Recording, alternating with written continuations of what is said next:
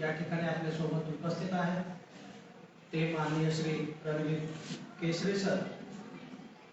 हे गेल्या 18 वर्षापासून सोलापूर स्थायिक आहेत, ते सोलापूर वासीयच आहेत। रेल्वेमध्ये टीसी म्हणून ते स्वतः जॉब करतात। ते करत असतानाच सोलापूरच्या हुशार गरीब होतकरू विद्यार्थ्यांना मार्गदर्शन व्हावं या हेतूने ते निस्वार्थ भावनेनं सोलापुरात ते मार्गदर्शन करतात। अशी व्यक्ती आज या प्रसंगी आपल्या समोर उपस्थित आहे। तर महाविद्यालय आणि समाजशास्त्र विभागाच्या वतीनं त्यांचं अतिशय आदरपूर्वक मनपूर्वक मी या ठिकाणी त्यांचं स्वागत करतो। याचबरोबर आपल्या माननीय सन्माननीय प्राचार्य डॉक्टर आर.पी. बुवा हे इतर कार्यक्रमात व्यस्त असल्यामुळे आज आपल्याला या कार्यक्रमाला अध्यक्ष म्हणून सन्माननीय कला शाखेचे उपप्राचार्य श्री सुहास पुजारी सर या ठिकाणी उपस्थित आहेत। त्यांचाही मी या ठिकाणी मनपूर्वक आभार मानतो। त्याचबरोबर समाज विज्ञान मंडळ आणि राज्यशास्त्र विभागाचे सन्माननीय प्राध्यापक आणि सोलापूर विद्यापीठाचे डीन अधिष्ठाता डॉक्टर वसंत कोरे सर या मंचावर उपस्थित आहेत। या सगळ्यांचा मनपूर्वक आभार मी या ठिकाणी सुरुवातीलाच मानतो। याशिवाय कला शाखेतील सर्व सन्माननीय प्राध्यापक जे या ठिकाणी उपस्थित आहेत आणि हा कार्यक्रम यशस्वी व्हावा म्हणून जे प्रयत्न केले आणि करत आहेत त्या सर्वांचं या ठिकाणी मी विभाग प्रमुख या नात्यानं आपल्या सर्वांचं आभार मानतो। याशिवाय ज्यांच्यासाठी हा कार्यक्रम आपण आयोजित केलेला आहे आणि ज्यांच्या सहभागामुळेच हा कार्यक्रम यशस्वी होणार आहे असे सर्व आपल्या महाविद्यालयातील सर्व विद्यार्थी विद्यार्थी यांचंही या ठिकाणी मी आपल्या सर्वांचं स्वागत करतो। समाजशास्त्र विभागाची स्थापना 1966 ला आपल्या महाविद्यालयात झालेली आहे। 1966 पासून समाजशास्त्र हा विभाग संगमेश्वर महाविद्यालयामध्ये कार्यरत आहे आणि या महाविद्यालयातला मी एक विद्यार्थी जो आज या विभागाचा विभाग प्रमुख म्हणून आपल्या समोर मी उभा आहे। संगमेश्वर महाविद्यालयातल्या समाजशास्त्र विभागाचं नावलौकिक या सोलापूर विद्यापीठाच्या कार्यक्षेत्रामध्ये उल्लेखनीय आहे। याचं कारण असं आहे की समाजशास्त्र विभाग हा एकमेव विभाग सोलापूर विद्यापीठाच्या कार्यक्षेत्रात आहे की ज्या विभागाचे सर्वाधिक विद्यार्थी संख्या असणारा संगमेश्वर हा एक केंद्र आहे। आपल्या एवढं विद्यार्थी आपल्या विद्यापीठाच्या कार्यक्षेत्रात कुठंच नाही। शिवाय समाजशास्त्राच्या विद्यार्थ्यांना पदव्युत्तर शिक्षणाची सोय फक्त संगमेश्वर महाविद्यालय या एकमेव महाविद्यालयामध्ये आपल्याकडे सोय आहे। विद्यापीठाच्या कार्यक्षेत्रात कुठंच पीजी लेवलला विषय हा शिकवला जात नाही, जो मान आपल्या संगमेश्वरला मिळतोय। आणि मग हा समाजशास्त्र विभाग अनेक वर्षापासून राष्ट्रीय आंतरराष्ट्रीय राष्ट्रीय दर्जाच्या राज्य स्तरीय विद्यार्थी प्राध्यापक यांच्या मेळावे परिषद घेऊन समाजशास्त्राच्या प्रगतीसाठी पुढील वाटचालीसाठी प्रयत्न करतात। हे करत असताना विद्यार्थ्यांच्याही कलागुणांना संधी मिळावी, त्यांना वेगवेगळे कौशल्य आत्मसात करता यावं, वेगवेगळ्या इतर क्षेत्राचंही ज्ञान त्यांना मिळावं यासाठी रांगोळी स्पर्धा, वक्तृत्व स्पर्धा, गेस्ट लेक्चर अशा माध्यमातून आम्ही सातत्यानं काही ना काही प्रयत्न विद्यार्थ्यांच्या व्यक्तिमत्वाच्या विकासासाठी आम्ही प्रयत्न करत असतो। आणि त्याचाच भाग म्हणून आज आपण एक व्याख्यान या ठिकाणी स्पर्धा परीक्षेची तयारी जी काळाची गरज आहे आणि मला वाटतं आपण सगळे सिन्सिअर विद्यार्थी आहेत जे मनापासून तुम्ही काहीतरी आपल्याला ऐकायचं या उद्देशाने येऊन आपण बसलेले आहे। कारण आजच्या जगामध्ये स्पर्धेशिवाय आपल्याला काही हाती लागत नाही।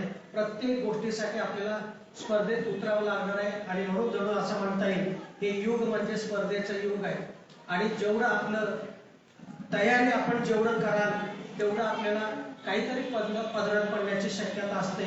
अन्यथा स्पर्धेत जे उतरत नाही त्यांना आयुष्यात काय करता येणारच नाही असा एक माझा समज आजच्या काळाकडे बघून मला असं वाटतं मी अधिक वेळ न घेता सरांना अधिक वेळ पाहिजे तरी एक प्रोटोकॉल म्हणून मी प्रस्तावना आपल्यासमोर मांडलोय। मला मांडण्याची संधी दिली त्याबद्दल आपल्या सर्वांचं मनपूर्वक मी आभार मानून माझं 2 शब्द इथं थांबवतो। धन्यवाद।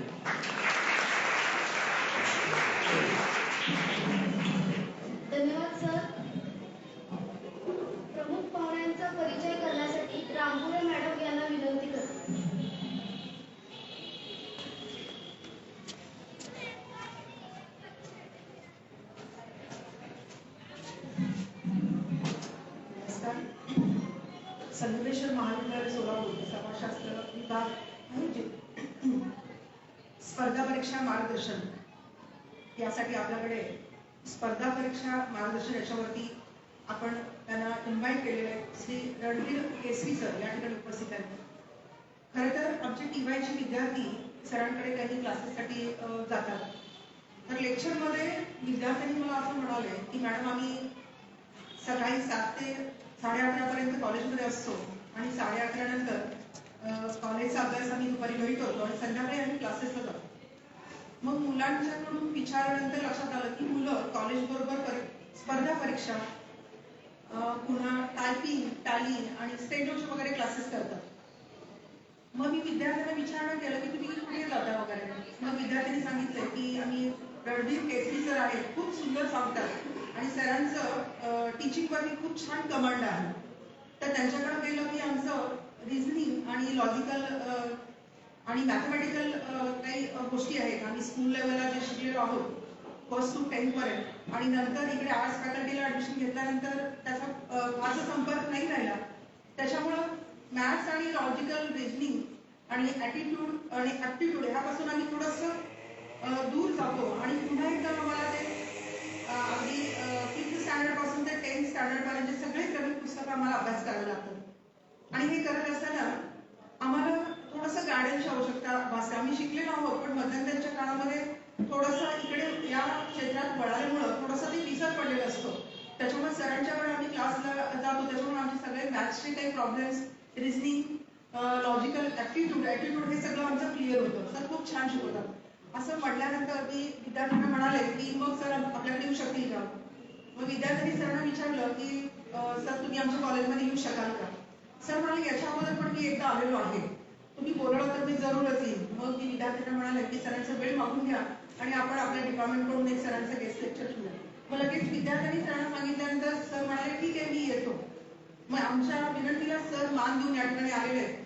सर अगदी गरीब पोतकरू अशा विद्यार्थ्यांना अगदी मनापासून मार्गदर्शन करतात आणि सरांचं एक आहे की सरांच्या इथे क्लासेसमध्ये जे विद्यार्थी शिकलेले आहेत ते बरेच चांगल्या चांगल्या पोस्टवर आहेत हेही विद्यार्थ्यांकडून कळालं. आपण स्पर्धा परीक्षेची तयारी करतो म्हणजे फक्त UPSC MPSC एवढंच क्षेत्र मर्यादित नाहीये. त्याच्या पुढे बरेच काही परीक्षा असतात. स्टाफ सिलेक्शन असेल, बँकिंग असेल किंवा वन संरक्षक खाता असेल जे MPSC UPSC ची तयारी करतात विद्यार्थ्यांना माहिती आहे. तर फक्त MPSC UPSC एवढंच नाही तर त्याच्या पुढच्याही अनेक पोस्ट असतात आणि त्याची जाहिरात मिळते आणि मग विद्यार्थी त्याबद्दल आपण पात्र असेल तेव्हा अप्लिकेशन करतात. पण एक आहे UPSC करत असताना तो सिलेबस विद्यार्थ्यांना माहीत होतो आणि त्याच्यामध्ये पुढचे जे परीक्षा आहेत ते विद्यार्थ्यांना इझी वे करता येतात आणि विद्यार्थी चांगल्या पोस्टवर त्या ठिकाणी सिलेक्ट होऊ शकतात. सरांचं मी खरंच कौतुक करेन की सरांनी अगदी गरीब विद्यार्थ्यांना मोफत त्यांच्या क्लासमध्ये मार्गदर्शन करतात. सरांचं अगदी कॉलेजकडून मनापासून मी आभार मानते. सर तुम्ही आमच्या विनंतीला मान देऊन इथे आमच्या कॉलेजमध्ये आलात आणि आमच्या विद्यार्थ्यांना तुम्ही नक्कीच विद्यार्थ्यांना हवं असं स्पर्धा परीक्षेच्या बद्दल आपण मार्गदर्शन कराल. Thank you sir.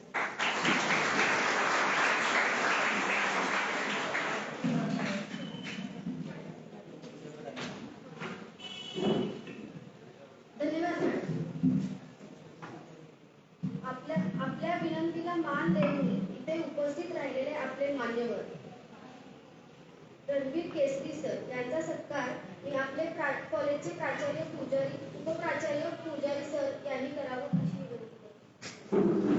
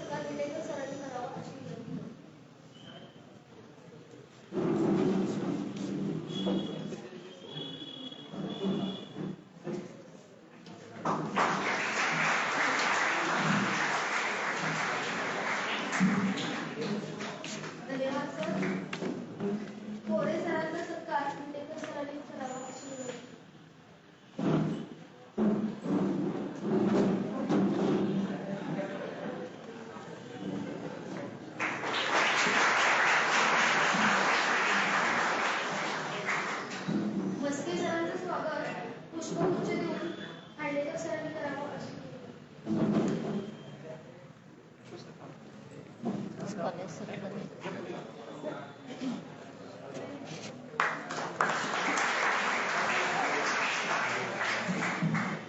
आता प्रमुख पाहुण्यांना विनंती करते की त्यांनी आपले मनोगत व्यक्त करावे.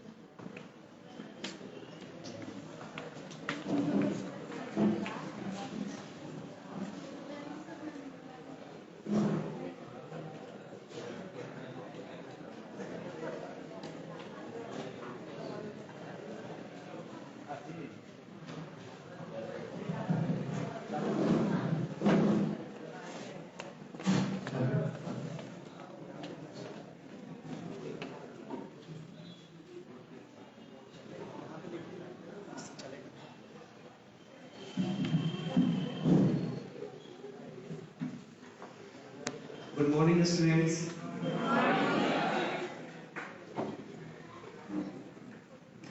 मैं रणवीर कुमार केसरी आज आपके कॉलेज में थर्ड टाइम गेस्ट लेक्चर के लिए आया हूँ. मराठी सांगूंगा, पर मराठी में बोलूंगा लेकिन गलत हो जाएगा, इसलिए थोड़ा संभाल लो हिंदी में. चलेगा? ठीक. कैसा माहिती है तुम्हाला, मराठी बोलेंगे लेकिन बहुत सारे वर्ड्स रॉन्ग हो जाएंगे. सो सॉरी, आप थोड़ा संभाल के ले लेना. चलेगा? ओके. सबसे पहले इस जो भी आयोजन किए हैं बच्चे, उनको मैं धन्यवाद देना चाहता हूँ. हम सर को धन्यवाद देना चाहता हूँ कि हमको इस लायक समझ के और आपके कॉलेज में बुलाए. इसके लिए सभी गुरुजनों को मेरा प्रणाम. हम एक टारगेट लेके चले हैं इस सोलापुर में. तो मेरा टारगेट क्या है कि हर घर से, हर परिवार से एक लड़का या एक लड़की गवर्नमेंट जॉब जरूर करेगा. इसका एक मेरा टारगेट है, एक लक्ष्य है. और ये टारगेट मैं हर एक कॉलेज में जाकर प्रिंसिपल सर से मैं बात करता हूं. हर एक कॉलेज में, इंजीनियरिंग कॉलेज हो या संगमेश्वर या फिर वाचन, कोई भी कॉलेज हो, कि मेरा ये इच्छा है कि यहाँ के विद्यार्थी, अपनी बातें शुरू करने से पहले मैं थोड़ा सा बताऊं पीछे जाके, कि अभी आपने देखा कि सर ने बताया कि एमपीएससी यूपीएससी, यहाँ जितने भी बोर्ड लगाकर पढ़ाने वाले लोग हैं या जितने भी क्लासेस चलाने वाले लोग हैं, वो एमपीएससी यूपीएससी लिखते ही लिखते हैं. पता नहीं कि यूपीएससी में एक भी स्टूडेंट उनके यहाँ से आज तक सिलेक्ट हुआ है या नहीं हुआ है, ये मालूम माहिती नहीं. एमपीएससी में भी सिलेक्ट हुआ है कि नहीं, ये मालूम माहिती नहीं. लेकिन मैं केसरी सर पूरे होश हवास में केसरी सपना ट्यूटोरियल्स की तरफ से पिछले बार हमारे यहाँ से एक लड़की अभी रिसेंटली ज्वाइन की है और वो एमपीएससी के थ्रू तलाकी में गई. हम कभी भी बच्चे हमारे पास आके पूछते हैं सर आप पुलिस भर्ती की तैयारी कराते हो क्या? ना, हम लोग नहीं कराते. आप एमपीएससी पढ़ाते हो क्या? ना, नहीं पढ़ाते. मैं बोलता हूँ नहीं पढ़ाता. लेकिन फिर भी हमारे पास से एमपीएससी में जाने वाले की संख्या अभी तक देखेंगे तो 20 विद्यार्थी है जो एमपीएससी में अच्छे अच्छे पोस्ट पे चले गए. तो मैं ना क्यों बोलता हूं? इसलिए ना बोलता हूं कि उनको एक लैंग्वेज है जो उनको पढ़ना है मराठी में. उनको ज्यादा करके मराठी टच में रहना है लैंग्वेज में, जो कि मेरे से नहीं होगा. तो मैं पहले ही हाथ जोड़ लेता हूं कि नहीं, मेरे से नहीं होगा. लेकिन जो चालाक विद्यार्थी है, होशियार विद्यार्थी है, वो समझ जाता है अरे यार जो ये पढ़ा रहा है वही तो इधर आ रहा है, सिर्फ लैंग्वेज का फर्क है. हाँ या ना? तो जो विद्यार्थी थोड़ा दिमाग से चालाक है वो समझ जाता है कि लैंग्वेज हम टेक कर लेंगे, उसको हम कोई दिक्कत नहीं आएगा, हम यही पढ़ेंगे. तो जो विद्यार्थी मान जाते हैं वो लोग हमारे यहाँ पढ़ते हैं. और भगवान की कृपा से, माता पिता की कृपा से, आप गुरुजनों की कृपा से, मैं जो मतलब बोली बाली वाली बात नहीं करता हूँ. हमने आज तक अपना क्लासेस 2011 से शुरू किया था केसरी सपना ट्यूटोरियल्स को, और केसरी सपना ट्यूटोरियल्स को यहाँ के लड़कों ने, लड़कियों ने कम से कम सोलापुर के लिए तो एक ब्रांड बना दिया। अभी तक हमारे क्लासेस से 2000 लड़के लड़कियां जॉब कर रही है, गवर्नमेंट जॉब। ये वो रेलवे में, हाँ ये मैं जानता हूं कि सबसे ज्यादा हमारे यहाँ से बच्चे रेलवे ज्वाइन किए हैं। सबसे मैक्सिमम विद्यार्थी रेलवे में गया है, उससे कम विद्यार्थी बैंक में गए हैं। कुछ विद्यार्थी स्टाफ सिलेक्शन कमीशन, आपको मालूम होगा, जो यूपीएससी का सेकंड लेग बोलते हैं, यूपीएससी का सेकंड लेग है वो, यूपीएससी का स्टाफ सिलेक्शन कमीशन, बहुत बढ़िया जॉब देती है वो। हम लोग यूपीएससी करते रहते हैं, और 2 साल 3 साल तैयारी करने के बाद बच्चे छोड़ देते हैं, या तो उस गली को छोड़ के चले जाते हैं, या तो उनको लगता है कि कंपटीशन कुछ नहीं है, हमसे नहीं होगा। तो हमारा एक इच्छा है कि आप जो छोड़ देते हो ना, वहीं से तो तुम्हारी सफलता शुरू होती है। स्टूडेंट्स कब, हमारे गुरु कहते थे जब हम लोग पढ़ते थे, कि विद्यार्थी अपना पढ़ाई कब छोड़ देता है, मालूम है क्या? जहां से उसकी सिलेक्शन होने की प्रक्रिया शुरू होती है, वही लोग छोड़ के बाहर आ जाता है। ए अब नहीं होगा हमसे, छोड़ दो, क्योंकि इसमें टाइम लगता है। आप आज आए हैं, आज ही आपका सिलेक्शन हो जाएगा, ऐसा मैंने आज तक तो नहीं देखा, किसी को नहीं देखा। अभी तक ऐसा कोई स्टूडेंट नहीं देखा, जहां तक मैं समझ रहा हूं, कि आया और आज ही हो गया, ऐसा नहीं देखा। इसमें टाइम लगता है। तो कॉम्पिटिटिव एग्जाम्स के लिए हमें कैसे प्रेरित हुए कि हम सोलापुर में पढ़ाए, इसकी छोटी सी कहानी है कि जब 2007 में हम लोग रेलवे में आए, तो कम से कम 116 विद्यार्थी एक साथ ज्वाइन किया था सोलापुर में रेलवे में। तो उस समय बाहर जैसे ही निकलते थे तो एक ही चर्चा था, हमारे कलीग्स बोलते थे, हमारे बाहर में बोलते थे, ये देखो सब सगले बिहारी बदले रहे, 7-7 लाख दिया, 5-5 लाख दिया। मतलब सभी के वर्ड्स एक ही थे कि 10 लाख 5 लाख 7 लाख देकर रेलवे में आ गए। ये उनके दिमाग में भर गया था। और क्यों भर गया था? क्योंकि कंटिन्यू एक रामविलास पासवान देख करके वो रेलवे मिनिस्टर था, उसके बाद फिर 5 साल नीतीश कुमार जो अभी सीएम बिहार के, वो रेलवे मिनिस्टर बने, वाजपेयी जी के शासनकाल में, आपको उतना नहीं मालूम होगा। फिर उसके बाद ममता बनर्जी के आदमी बन गए रेलवे मिनिस्टर। मतलब तुम लोग क्या लगा कि फिर लालू यादव बन गए, है ना? तो ऐसे जो बनते गए, तुमको क्या लगा ये लोग पैसे देके आ जाते हैं? ये बात है 2007 की। फिर मैं पद की सर के साथ मैं अपने लाइफ की शुरुआत किया 2008 में। हमें, आपको मैं बताते हुए आपको हंसी आएगी कि आपका जितना एज नहीं है, उतने दिनों से मैं पढ़ाता हूं। लास्ट 26 इयर्स हो गया मेरे हाथ में जॉब। Last 26 years. मैं 98 से पढ़ाना चालू किया था, जब मेरा 10+2 का रिजल्ट नहीं आया था। मैं 12वीं कक्षा में पढ़ता था। मेरी हालात ठीक नहीं थी बेटा पढ़ने का। हालात का मतलब क्या था कि मैं बहुत ही पुअर फैमिली से आता था, और मैं 10th पास किया तो छोटे कस्बे से पास किया, लेकिन माता पिता की कृपा, गुरु की कृपा से मैं स्कूल टॉप किया था। तो उस समय मेरे को लोगों ने जागरूक किया कि भाई पैसा नहीं है इसके पापा के पास, लेकिन पढ़ो पढ़ो पढ़ो। तो मैं फिर डिस्ट्रिक्ट प्लेस पे गया, और वहां पे मैं साइंस लिया, फिजिक्स, केमिस्ट्री और मैथ्स। ये मेरा 10+2 का सब्जेक्ट था, और मैं पढ़ना स्टार्ट किया। नो डाउट मेरे साथ भगवान की कृपा या गुरु की कृपा को ऐसे ऐसे टीचर के यहां मैंने क्लास लगाया, जिनका मुझे बहुत आशीर्वाद मिला। क्योंकि गुरु की कृपा जिसको मिल जाए, वो दुनिया में किसी से हारेगा नहीं, ये बात नोट करें। और कभी भी एक बात करना, अपने माँ बाप पे शक कर लेना, वो क्षम्य है शास्त्र में, लेकिन गुरु पे शक मत करना, ये तुम्हें बर्बाद कर देगा।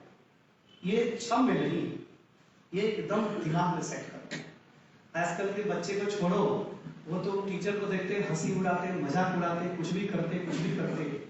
आजकल तो मोबाइल तो सबसे पहले बर्बाद कर रहा है। आऊंगा थोड़े स्टेप बाय स्टेप। तो यहां से हमारी सफर शुरू हुई। फिजिक्स वाले भी बहुत अच्छे टीचर मिले, जमील अख्तर नाम था उनका।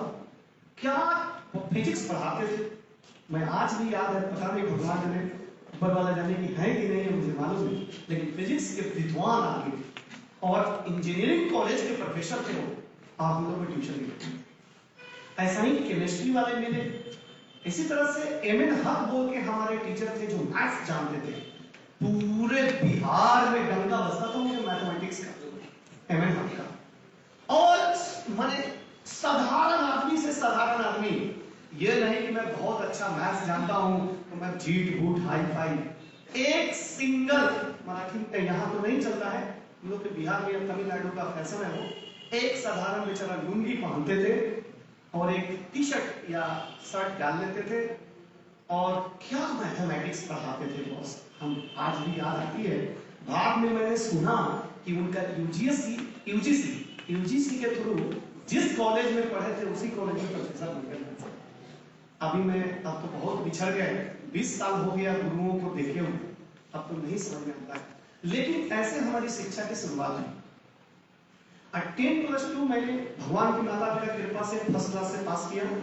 आगे बढ़े तो पैसे नहीं थे कि हम फिर साइंस लेके पढ़े, क्योंकि साइंस पढ़ने का मतलब था कि हमें ट्यूशन लगाना ही लगाना है, हम कॉलेज के भरोसे नहीं जा सकते थे। क्योंकि हमारे यहाँ का कॉलेज, यहाँ सोलापुर में आप किस्मत वाले हो कि कॉलेज में क्लासेस होती है, टाइम पे क्लास चलती है, आप डेली कॉलेज आते हो, आपको जान कर आश्चर्य होगा कि मैं 2 साल 10+2 और 3 साल ग्रेजुएशन, 5 साल मैं कॉलेज की शिक्षा लिया हूँ, 5 दिन कॉलेज गया हूँ। कितना दिन? मात्र 5 दिन कॉलेज का फेस देखा हूँ, कॉलेज में कभी गया नहीं। ऐसा वहां पे नहीं था माहौल, कॉलेज में ना पढ़ाई है ना कुछ है, बस ऐसा ही मतलब पॉलिटिक्स है, कुछ है। अब आदमी जाए तो क्या, तो ट्यूशन लगाना, अपनी ट्यूशन जा रहे हैं, 3 ट्यूशन है, भाग रहे इधर। यहाँ तो किस्मत वाले, अभी वहां पे एक शिक्षा मंत्री बनना था के पाठक, अभी बिहार का, ऐसा टाइट कर दिया कि लोग रिजाइन लेके घर चले गए। पहली बार बिहार के शिक्षा में बदलाव लाने का वो बंदा ने कोशिश किया, पूरा पॉलिटिक्स को एकदम रुला के रख दिया था। छोटे शिक्षक हो या बड़े शिक्षक हो या कॉलेज में पढ़ाने वाले हो, उनको रुला दिया। बहुत लोग तो अब पहले का आदत है उनको नहीं पढ़ाने का क्लास में, अब चालू हो गया, अब उधर भी पूरा चालू हो गया, आपको क्लास आना ही आना है, क्लास करना ही करना। अब ये ट्रेंड बदल रहा है। खैर हमारे समय में वैसा नहीं था, लेकिन किसी तरह से पढ़ते गए, पास करते गए। ग्रेजुएशन के आगे पढ़ने की क्षमता नहीं थी, पढ़ाई छोड़ दिए। हमारे यहाँ बिहार में क्या है ना, बिहारी फंडा क्या है ना कि उसको किसी भी हाल में उसके दिमाग में बचपन में ही भर दिया जाता है, बेटा तू क्या बनेगा, हम रेलवे में नौकरी करेंगे, क्या बनेगा तो बैंक में जाऊंगा, क्या बनेगा तो पुलिस बनूंगा, इसके दिमाग में भर दिया जाता है। तो बच्चे के दिमाग में एक ही बात होता है, या तो पढ़ाई करके हम जॉब लेंगे और नहीं तो बॉम्बे, गुजरात, पंजाब जाके फैक्ट्री में काम करेंगे, क्योंकि बिहार में बाकी कुछ है ही नहीं। सोलापुर में हम रहते हैं, देखते हैं सोलापुर का सिटी या सोलापुर में MIDC, तो कहते हैं कि कम से कम 1000, 2000, 5000 लोग MIDC में काम करते हैं। ऐसा कोई MIDC पूरे बिहार में घूम जाओ कहीं नहीं है, कहीं नहीं है। आप 5000 का नौकरी खोजोगे नहीं मिलेगा। लेकिन यहाँ के हम विद्यार्थी को देखते हैं, ग्रेजुएशन करके किसी CA के यहाँ 10,000, 15,000 का नौकरी मिल जाए। हमारे यहाँ बच्चे बताते हैं कि सर मैं एक CA के यहाँ काम कर रहा हूँ, यहाँ तो आप किस्मत वाले हो कि इस धरती पे जन्म लिए हो। मैं अगला जन्म तो अगर हुआ तो इधर ही होना, महाराष्ट्र में ही कल ही मैं क्लास ले रहा था अपनी क्लास में, तो बच्चे को बोला कि विद्यार्थी अगर मैं सोलापुर में जन्म लिया जाता था ना, पक्का मैं इंजीनियरिंग का डिग्री मिल जाता था मेरे को। क्योंकि अपनी एक हमारे भी एक ख्वाब थी कि हम इंजीनियरिंग का डिग्री ले, हम भी इंजीनियरिंग पढ़े, पैसे के अभाव में पढ़ाई नहीं हो पाए। खैर कोई बात नहीं, ऊपर वाला जो करता है सब ठीक करता है। घूमते घूमते ऊपर वाले ने हमको दाल रोटी दिया और मैं सोलापुर आने के बाद जब मैं नागेश पत्नी सर का एहसानमंद हूँ कि ये शिक्षा के क्षेत्र में हमको उन्होंने चांस दिया और मैंने उनको बताया कि सर मैं पढ़ाना चाहता हूँ, तो पहले तो सुने कि बिहार के और दूसरा मराठी बोलने आता भी नहीं था, उस समय नया था मैं, फिर भी उन्होंने चांस दिया और मैं ऐसे पढ़ाता था बोर्ड पर, पीछे बैठते थे सर और मेरा टेस्ट देखते थे, टेस्ट लेते थे, कैसा पढ़ा रहा है, क्या पढ़ा रहा है। टेस्ट में पास किया, 2 साल तक मैं उनके साथ काम किया, उनके CPT का कोर्स पढ़ाना, मैथ्स का कोर्स पढ़ाना, बैंक का कोर्स पढ़ाना, MBA का एंट्रेंस का कोर्स पढ़ाना, ये सब उनके यहाँ मेरा चलते गए। फिर 2 साल के बाद मैं थोड़ा सा उनके जो आदमी थे वो सही नहीं थे, व्यवहार से सही नहीं थे, मेरे को नको लगा छोड़ दिया मैंने। फिर मैंने 2010 में अपना 35 विद्यार्थी हमें मिला, तो उससे मैंने अपना पहला स्टार्ट किया, फिर थोड़े दिन के लिए बंद कर दिया। और उस समय जब 2011 में हमने 3 स्टूडेंट से स्टार्ट किया अपनी क्लासेस को, केसरी सपना ट्यूटोरियल से एस्टेब्लिश किया, और 3 विद्यार्थी हमें मिला। आपको कहते हुए और मुझे खुशी होगी कि आज तक मैं 20 से 25 हजार स्टूडेंट को पढ़ा चुका हूँ इस सोलापुर में।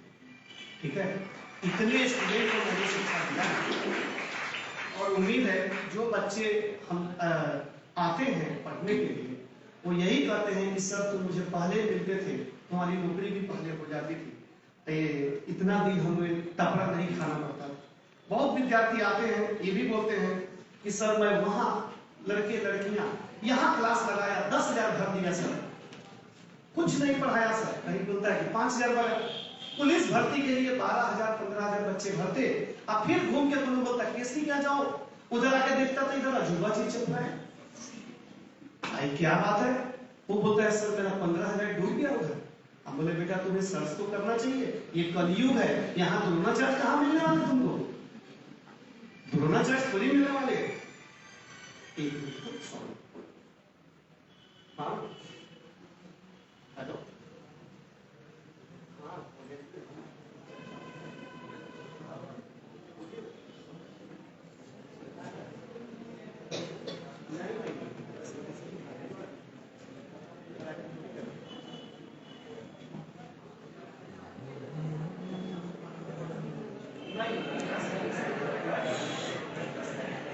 परीक्षा रुका है, थोड़ी देर के लिए इंतजार करें।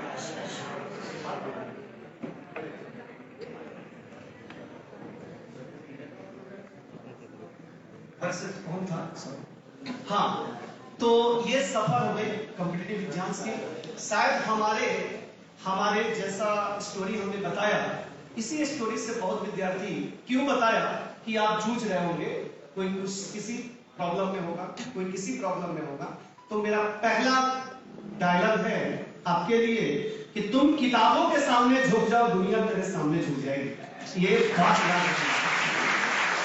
और इसी डायलॉग से मैं आपको कुछ सिखाऊंगा, कुछ पढ़ाऊंगा। विद्यार्थी सबसे पहले कंपटीशन क्या है, आइए इसकी चर्चा करते हैं। अब स्टोरी बंद करते हैं और आपको बताने चाह रहे हैं। आप किसी भी चीज की तैयारी करते हो, इसके लिए पहली बात पॉइंट नंबर 1, जानते हो बेटा हमें सक्सेस क्यों नहीं मिलता है? हम कितने दिन तक पढ़ाई करते हैं, बाद में छोड़ देते हैं। इसके पीछे सिर्फ एक कारण है कि हम अपने आप को पहचान नहीं पाते। तो पॉइंट नंबर 1, विद्यार्थी सबसे पहले आप अपनी क्वालिटी को पहचान लो। क्वालिटी इन द सेंस कि तुम्हारे में क्या क्वालिटी है, तुम किस एग्जाम को फाइट कर सकते हो, इस क्वालिटी को पहचानो। आप समझ रहे हैं ना? हमारे पैकेट में 2 लाख रुपया है तो हम मारुति का कार खरीदेंगे, हम बहुत बड़े कार का ख्वाब नहीं देखेंगे, 2 करोड़ का ख्वाब नहीं देखेंगे। पहली बात तो आपका जो शिक्षा है या शिक्षा से आपने अभी तक ग्रेजुएट होकर क्या सीखा, कितना तैयारी है आपकी, पहले इसको पहचानो। आपको कोचिंग क्लास वाले कहां भी जाओगे ना, हाँ बेटा हो जाएगा, झूठी बात करेंगे, केवल आपको गोल गोल घुमा के फंसा देंगे। करा यूपीएससी करा होते की सपने होते ये भी कैसे होते, ये बात में फंसना नहीं है। पॉइंट नंबर 1, आप अपने आप को पहचान लो। आपकी इंग्लिश बहुत अच्छी है, सुनना बेटा ध्यान से, अब मैं कंपटीशन पे आ गया हूं। आपकी इंग्लिश बहुत अच्छी है, आप 2 चीज की तैयारी जरूर करो। मैं बोलता हूं, एक बैंकिंग का और एक स्टाफ सिलेक्शन कमीशन का। इस 2 चीजों को जरूर तैयारी करो अगर आपकी इंग्लिश बहुत अच्छी है। कोई विद्यार्थी कहता है सर मैं सीख रहा हूं। देखो, सीखने का एक एज होता है, मतलब टीनी एज बोलते हैं, हम लोग शिक्षक बोलते थे टीनी एज तक तुम अच्छे से पढ़ सकते हो। टीनी एज का मतलब होता है 19 ईयर, मतलब जब हमारा एज 19 साल का होता है। 19 साल के बाद जब हम पढ़ाई करते हैं ना, तो हमारी पढ़ने की जो ताकत है, क्षमता है, वो धीरे धीरे कम होने लगता है। 19 साल के पहले तक हम 10 घंटा भी बैठ सकते हैं, लेकिन धीरे धीरे जब एज बढ़ता है ना, तो आप 10 घंटा नहीं बैठ पाते। तो पहला पॉइंट अपने आप को पहचानो, और दूसरी पॉइंट कि तुम ये देखो, अभी मान लो कोई विद्यार्थी आता है, क्या कॉमर्स में हम पास कर गए हैं, हम एक कंपटीशन की तैयारी क्या करोगे, तो बैंकिंग। अरे पहला ये बताओ कि तुम इंग्लिश कुछ आता है कि नहीं आता है, तो नहीं सर इंग्लिश तो नहीं आता है, तो तू बैंकिंग कैसे पास करेगा। पहला पॉइंट है इंग्लिश होना ही चाहिए, तभी आप बैंक के क्षेत्र में उतरो। इंग्लिश आता है तो आप स्टाफ सिलेक्शन की तैयारी करो, बहुत बढ़िया जॉब है बेटा। सीजीएल बोलते हैं, कंबाइंड ग्रेजुएट लेवल, सीजीएल, उसका तैयारी अगर करते हो तो जान लो कि यूपीएससी का सेकंड लेग होता है सीजीएल। उसमें कितने बड़े बड़े जॉब मिलते हैं, custom inspector, excise inspector, postal inspector, foreign services, ऐसे बड़े बड़े जॉब होते हैं जो स्टाफ सिलेक्शन कमीशन देता है। समझ में आया। छोटे भी हैं उसमें, डिविजनल अकाउंटेंट भी है, असिस्टेंट भी है, ये क्या बोलते हैं ऑडिट करते ना, ऑडिटर भी बनते हैं वहां से। ऐसे बहुत सारे जॉब हैं। एक प्री होता है 100 नंबर का, और उसके बाद तुम पास करोगे तो फिर 200 नंबर का, 200 मैथ्स 200 इंग्लिश। तो फाइनली यही याद रखो कि इंग्लिश और मैथमेटिक्स अगर ये तुम्हारा बहुत बढ़िया है तो बैंक की नौकरी कोई नहीं तुमसे छीन सकता है, और एसएससी कोई नहीं हो सकता है। ये दो चीज अगर अच्छा है तो आज के बाद आप फोकस करो। अगर आप पहले, सिंपल सी बात है यार, पहले आप लक्ष्य निर्धारित कर लो। सीधी सी बात, मुझे एमपीएससी जाना है, बाकी कुछ नहीं देखना, चलो खाली एमपीएससी की तैयारी करो। समझ में आएगा।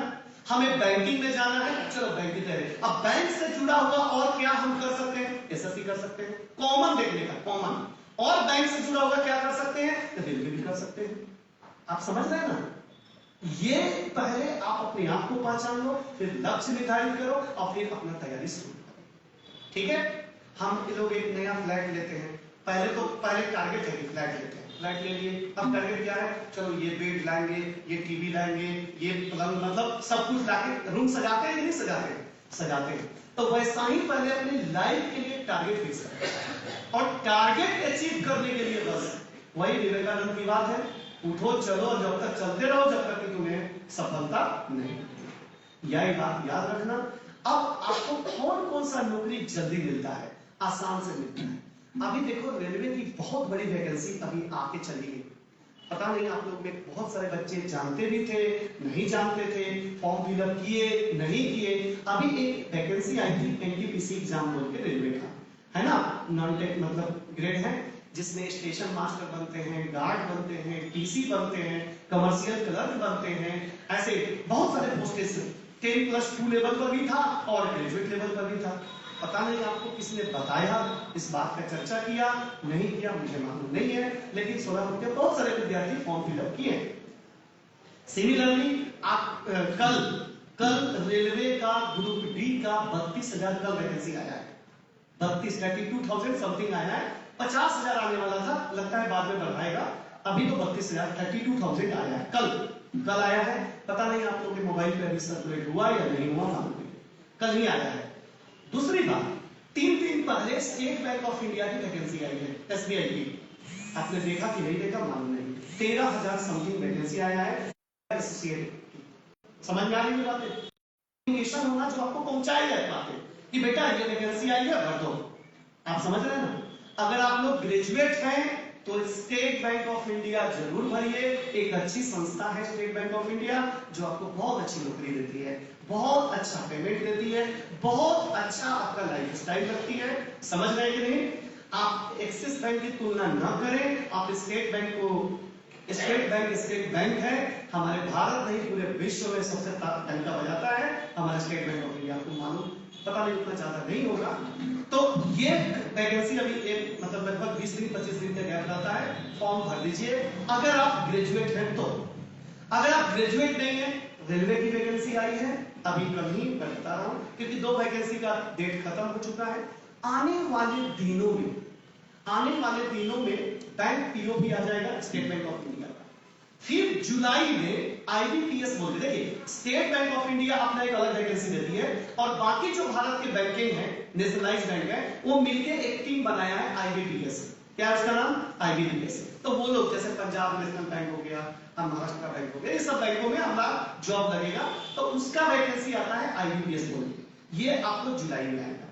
जुलाई में क्लर्क आएगा, रूरल एरिया का भी आता है, और पहले रूरल एरिया का आता है, जैसे आप कुछ खेड़े गांव ले लीजिए, वहां भी तो छोटे छोटे बैंक होते हैं ना, तो वहां भी पहले वैकेंसी आती है, फिर शहरी वैकेंसी आती है।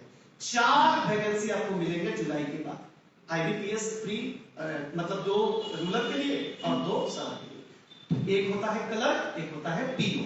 PO समझते हो आप, प्रोबेशनरी ऑफिसर होता है, और प्रोबेशनरी ऑफिसर बनने के बाद धीरे धीरे वो मैनेजर बन जाता है। समझ में आया? बाद में तो फिर मैनेजर बन गया तो आपका जीवन बहुत अलग हो जाता है। स्टेट बैंक ऑफ इंडिया का मैनेजर का तो शान बान तान देखेंगे तो आप देखते रह जाएंगे, देखते रह जाएंगे, है ना। अभी इसी सोलापुर में हमारा दोस्त जो हमारे साथ ट्यूशन पढ़ता था, हमें ही मालूम नहीं था, वो इस सोलापुर डिस्ट्रिक्ट में 44 स्टेट बैंक ऑफ इंडिया, कितना 44, और 44 बैंक का वो हेड बन के आया है। ये बात मेरे को मालूम नहीं, हमारे साथ पढ़ता था, हमारे साथ ट्यूशन जाते थे, हम लोग इंग्लिश के ट्यूशन पढ़ते थे। तो एक दोस्त दिल्ली में आया, उसने फोन किया कि ये लड़का तुम्हारे सोलापुर में गया है। तब हम लोग मिले, फिर अपने घर पे बुलाना, फिर उसके घर जाना, एक ये बन गया। तो वो 44 बैंक का एशियन है।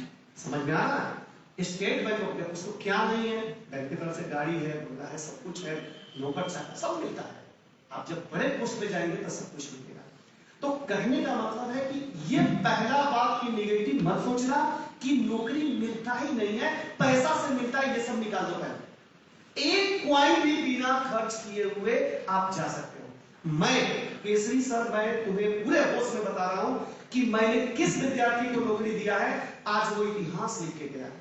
एक इसी सोलापुर रेलवे स्टेशन पर कूली का काम करने वाला विकास नाम का एक लड़का, रात में मैं आया ट्रेन से, सर आप किसी सर हो? हाँ, मेरे को पढ़ना है। तो कूली का काम करता है, नहीं फिर भी पढ़ना है। वो लड़का जब पढ़ने लगा, आपको आश्चर्य होगा, रेलवे का 3 एग्जाम फाइनल किया। आज वो टीसी है आपके स्टेशन पे, विकास ठाले, आज वो टीसी है। एक लड़की आती थी, हमारे यहाँ सर फी नहीं है, तो कल भरूंगी, परसों। क्या बेटा क्या प्रॉब्लम है? नहीं, मेरी माँ और मैं मिलकर बीड़ी बनाती। उसके पास फी भरने के लिए पैसा नहीं था उस लड़की के पास, लेकिन पढ़ने में इतनी शर्त थी। मैंने बोला जान दे बेटी, तू पढ़ाई कर। आज गर्व के साथ कहता हूं कि वो लड़की आज रेलवे एम्प्लॉई है। एक लड़का, एक ऐसा लड़का जो गर्मी के दिनों में, इधर कोई तो हाई स्कूल है, हाई स्कूल के पास गर्मी के दिनों में शरबत का ठेला लगाता था, शरबत का ठेला लगाता था। ऐसे ही वैकेंसी आया था, जैसे आज हम बता रहे हैं कि 32,000 आ गया, ऐसे ही वैकेंसी आया। किसी ने उसको बोला तू पढ़ा लिखा है, ग्रेजुएट है, इतना वैकेंसी आया है, फॉर्म भर दे, फॉर्म भर दिया। अब खोजा, किसी ने बता दिया, चल जा किसी के यहाँ पढ़ लेना। आज वो लड़का टीसी बन के आज काम कर रहा है, कहता है कि सर मुझे वहां से निकाल के यहाँ लाए, आज आपकी कृपा है कि मैं ये काम कर रहा हूँ। ऐसे 2000 विद्यार्थी है, 2000। मैंने कभी प्रचार नहीं किया, कभी देखा आपने हमारे नाम, आप लोग शायद नाम भी नहीं जानते होंगे मेरा, मैं कभी ऐड नहीं करता हूँ। मेरा अपना उसूल है कि मैं कभी ऐड नहीं करता, कभी ऑटो के पीछे ऐड नहीं। मैं बोलता हूँ क्या साबुन बेचना है मेरे को? हाँ, आज हर एजुकेशन वाले, सभी सेंटर वाले को देखो, ऑटो के पीछे, पोल पर, इधर उधर। अरे तू व्यवसाय कर रहा है कि शिक्षा दे रहा है? हाँ, एजुकेशन अलग चीज होती है, आज एजुकेशन तो व्यवसाय बन गया है। आज भारत सरकार ने इसमें स्टेप लिया है। आप देखो जितने भी यूपीएससी के बड़े बड़े कोचिंग है, दिल्ली में बैठकर हमारे माता पिता के कमाया हुआ धन को लूट रहे हैं। आपको नहीं मालूम है, मैं सच्चाई बता रहा हूं। कितने सीट निकलते हैं एक साल में यूपीएससी का? 700 सीट निकलता है। कितना सीट निकलता है? 600 से 700, जो यूपीएससी वाले को मालूम होगा, 600 से 700 सीट निकलता है। और वो आजकल तो बोलबाला है, वो विकास देवी मिली थी सरकार, हाँ चलो उनका वीडियो सुनेंगे, ये करेंगे, लगभग लोग सुन रहे हैं, खान साहब ये वो बहुत सारे। अरे बहुत ऐसे समुद्र है दिल्ली में बैठा हुआ जिसके बारे में आप जानते भी नहीं है। बहुत ऐसे टीचर है जहां पे समुद्र गहरा होता है ना, वहां पानी शांत होता है, उछलता नहीं है। ये डायलॉग याद रखना।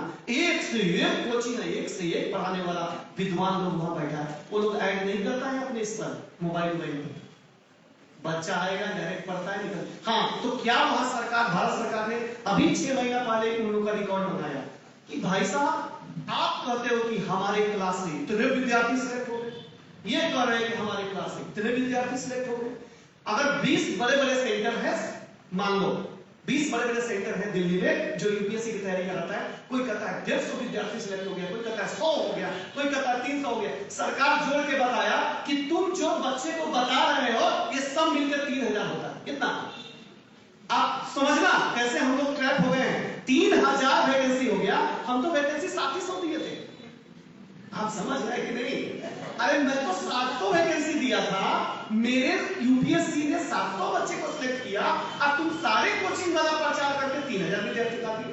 ये कहां से आया भाई? सभी को एक एक करके नोटिस देगा था उसमें, या आप इसका क्लियरिफिकेशन करो, है ना? तो आप कहने का मतलब हमारा है, आप जिस चीज की तैयारी करते हो करो, कोई दिक्कत नहीं है, लेकिन आप मन से करो और सबसे बड़ी बात ईमानदारी से करो। हम झूठ मूठ के बोल रहे हैं, ये तैयारी कर रहा हूँ, यूपीएससी पढ़ रहा हूँ, एमपीएससी पढ़ रहा हूँ, खाली मोबाइल देख रहे हैं, खाली मोबाइल देख रहे हैं। अरे काहे को मोबाइल देख रहे हो भाई? परसों ही एक लड़की बनी है, इंडिया की टॉप बनी है, मैं उसका इंटरव्यू बहुत देखते रहता हूँ, यूपीएससी वाले हो चाहे ऐसे कोई जो इंडिया टॉप का इंटरव्यू जरूर देखता हूँ। तो लड़की क्या बोली कि 3 साल तक मेरे मोबाइल को हाथ ही नहीं लगा।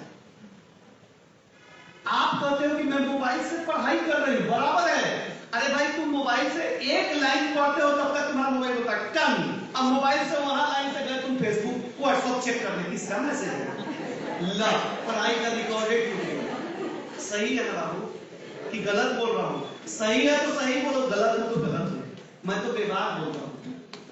तुम जब तक मोबाइल, मैं अपने बच्चे को समझाता हूं, बेटा तुम मोबाइल चला, मैं उसके लिए रोकता नहीं हूं, हमारे पास भी व्हाट्सएप है, हमारे पास भी सब कुछ है, लेकिन तू एक ही काम कर, जब तू घर में पढ़ाई कर रहा है ना, तू मोबाइल बंद कर दे बेटा, स्विच ऑफ कर दे, 2 घंटा पढ़, 1 घंटा पढ़, 1 घंटा ऑफ करके पढ़। तुम ज्यादा देर मत पढ़ो, 1 ही घंटा पढ़ो, लेकिन मोबाइल 1 घंटा के लिए हाथ जोड़ता हूं बंद कर।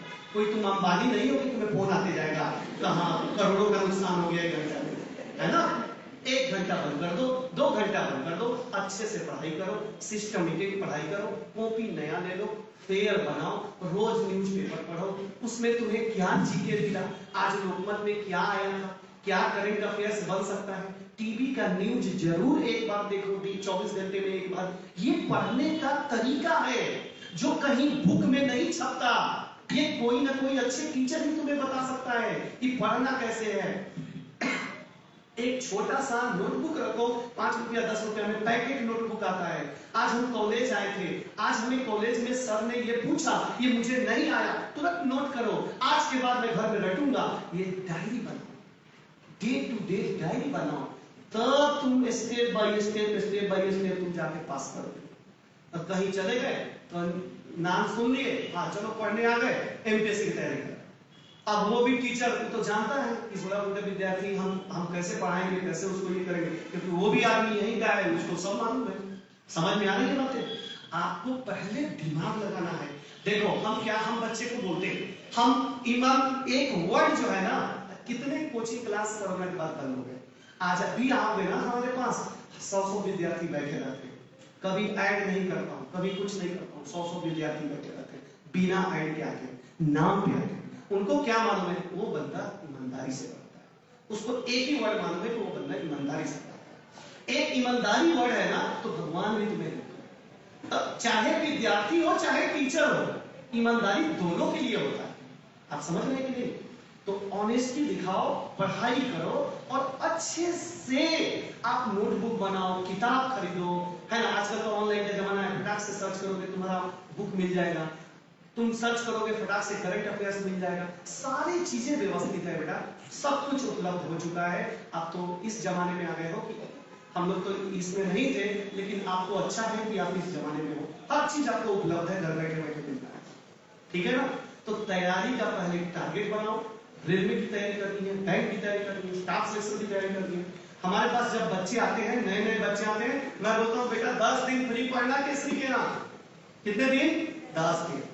10 दिन के बाद तुम मेरे क्लास में आकर पूछना, सर तुम्हारा फी कितनी है? 10 दिन तक पूछने का नहीं कि फी कितनी है। आज सोनापुर में पहला देखो इंक्वायरी, सर मेरे को क्लास लगाना, हाँ आ जाए बेटा, सर फी कितनी? पहला वर्ड विद्यार्थी का, फी कितनी? अरे मेरे भाई तू फी के ऊपर पढ़ता है? अरे तू पहले टीचर को देखा क्या, पढ़ाता कैसा है वो देखा क्या, कैसे वो तुमको शिक्षा दे रहा है, तुम्हें समझ में आया क्या? नहीं, पहले फी कितनी? अरे तो फंसने वाली बात हो गई है। हाँ तुम कहां भी पढ़ना, जिंदगी जिंदगी में किसी के यहाँ जाके पढ़ो, पूना जाओ, बॉम्बे जाओ, कहाँ भी जाओ, पहले टीचर का ये मैं पहले ही बोला हूँ, कलयुग है, यहाँ पे टेस्ट करना तभी कोचिंग में जाना। समझ में आया ना? हम 10 दिन सर देखेंगे, हम अपनी मम्मी पापा को बोलेंगे फी भरेंगे, लेकिन हमें 10 दिन तक देखना है, 5 दिन तक देखना है। आप समझ रहे हैं ना? ये बोल के बैठो कि 5 दिवस मेरे को फ्री दो, तब मैं भरूंगी। अभी मेरे यहाँ एक लड़का है, परसों ज्वाइन किया, 60,000 रुपया पूना में क्लास में दिया, 60,000। उसके फादर बैंक में है, बैंक यही सोलापुर में ही है, उधर जुलियस नगर में रहते हैं। तो उनके वाइफ हस्बैंड दोनों आए थे कि हमारे बच्चे को क्लास में देना। तो बच्चा कल ये ताला खोला, सर मैं पूना से पढ़ के आया हूँ। हाँ, कितना फी भरे? 60,000। माता पकड़ लिया, 60,000 पढ़ के आया, बाप रे। तो 60,000 भरा। अब कहता है कि सर हम कुछ भी नहीं, उसको उसका क्वालिफिकेशन कुछ भी नहीं सीखा, कुछ भी नहीं सीखा। आप बोलिए पढ़ने में कैसा है मालूम नहीं, उधर गया तो क्या किया ये भी मालूम नहीं, फिर आके हमारे यहाँ पर।